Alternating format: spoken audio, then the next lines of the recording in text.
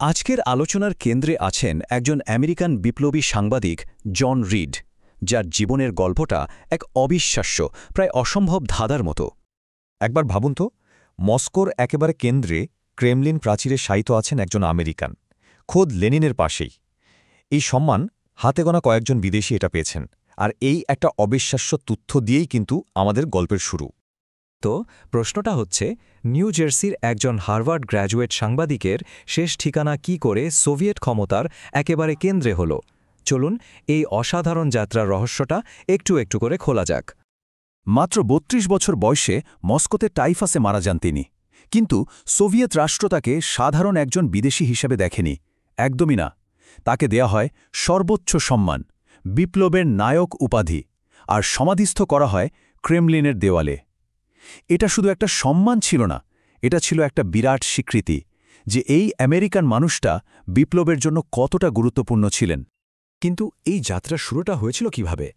একজন আমেরিকান সাংবাদিক কি করে বলশেভিক বিপ্লবের অন্যতম সেরা ঐতিহাসিক হয়ে উঠলেন? সালটা ছিল ১৯১৭। জন রিড তখন আর ১০টা সাধারণ রিপোর্টারের মতো ছিলেন না। তিনি ছিলেন ইতিহাসের ঝড়ের একেবারে কেন্দ্রবিন্দুতে। মানে, তিনি দূর থেকে রিপোর্ট করছিলেন না, বরং পেট্রোগ্রাডের সেই বরফ ঠান্ডা রাস্তায় হেঁটে বেড়াচ্ছিলেন, সৈন্যদের সাথে কথা বলছিলেন, বিপ্লবের প্রত্যেকটা স্পন্দন তিনি নিজের চোখে দেখছিলেন।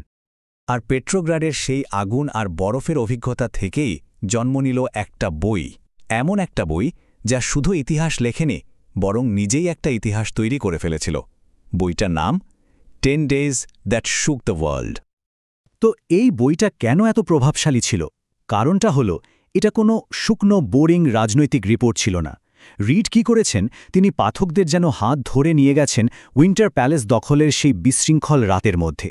লেনিনের সেই আগুন ঝরানো ভাষণ, রাস্তার মোড়ে মোড়ে বিপ্লবী সেনাদের উত্তেজনা, সাধারণ মানুষের আশা ভয়, সবকিছু তিনি এমনভাবে লিখেছেন যেন চোখের সামনে ঘটনাটা ঘটছে। মানে, এটা ছিল বিপ্লবের ভেতর থেকে দেখা এক জীবন্ত দলিল। আর আমেরিকান বামপন্থীদের জন্য, তাদের জন্য তো এটা শুধু একটা বই ছিল না, এটা ছিল একটা গাইডবুক, একটা অনুপ্রেরণা। কিভাবে একটা পুরো সমাজকে ওলটপালট করে দেওয়া যায়, তারই এক জ্বলন্ত উদাহরণ। আর যা হওয়ার তাই হলো, আমেরিকাতে বইটা একটা বিস্ফোরণ ঘটাল। একদিকে বামপন্থী আর শ্রমিক সংগঠনগুলো যেন তাদের স্বপ্নের বাস্তব রূপ দেখতে পেল। রিডের লেখা তাদের কাছে ছিল বিপ্লবের এক রোমান্টিক গল্প, যা তাদের নিজেদের দেশে পরিবর্তন আনার জন্য দারুণভাবে অনুপ্রাণিত করে। আর অন্যদিকে দেশের ক্ষমতাশালী এবং রক্ষণশীল শ্রেণী প্রচণ্ডভাবে আতঙ্কিত হয়ে পড়ল। তাদের চোখে রিডের বইটা ছিল নিছকই বিপজ্জনক প্রোপাগান্ডা, যা আমেরিকার স্থিতিশীলতাকে একেবারে ধ্বংস করে দেওয়ার জন্য লেখা হয়েছে। কিন্তু রিডের কাজ তো শুধু বই লেখার মধ্যেই থেমে থাকেনি।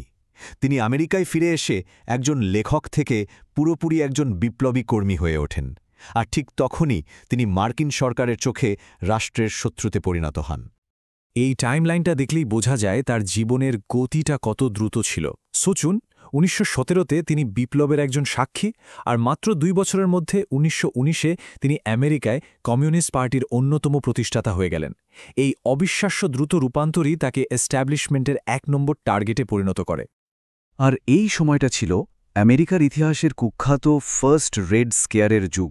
প্রথম বিশ্বযুদ্ধের পর দেশ জুড়ে এক তীব্র কমিউনিস্ট বিরোধী হিস্টিরিয়া ছড়িয়ে পড়েছিল। অ্যাটর্নি জেনারেল পালমারের নেতৃত্বে হাজার হাজার বামপন্থী কর্মী, অভিবাসী এবং ট্রেড ইউনিয়ন নেতাদের কোনো বিচার ছাড়াই গ্রেফতার করা হচ্ছিল, যেটাকে পালমার রেইডস বলা হয়। মানে, যে কোনো ধরনের ভিন্ন মতকেই তখন দেশদ্রোহিতা হিসেবে দেখা হচ্ছিল। এই দম বন্ধ করা পরিবেশেই জন রিড তার কাজ করে যাচ্ছিলেন। এই রকম একটা প্যারানয়ার পরিবেশে জন রিড হয়ে ওঠেন নাশকতার বিপদের জীবন্ত প্রতীক। তিনি তো শুধু একজন বিদেশি বিপ্লবী ছিলেন না, তিনি ছিলেন একজন প্রিভিলেজড আমেরিকান, একজন হার্ভার্ড গ্র্যাজুয়েট, যিনি নিজের চোখে বিপ্লব দেখে এসে নিজ দেশেও সেই আগুন জ্বালাতে চাইছিলেন। আর এটাই তাকে সরকারের চোখে সবচেয়ে বিপজ্জনক করে তুলেছিল। তার বিরুদ্ধে মামলা হলো, তাকে বারবার গ্রেফতার করা হলো। জন রিডের মৃত্যুর ১ শতাব্দীরও বেশি সময় পরেও তার উত্তরাধিকার নিয়ে বিতর্ক কিন্তু আজও শেষ হয়নি। তিনি এখনও একই সাথে অনুপ্রেরণা এবং বিভাজনের এক শক্তিশালী প্রতীক।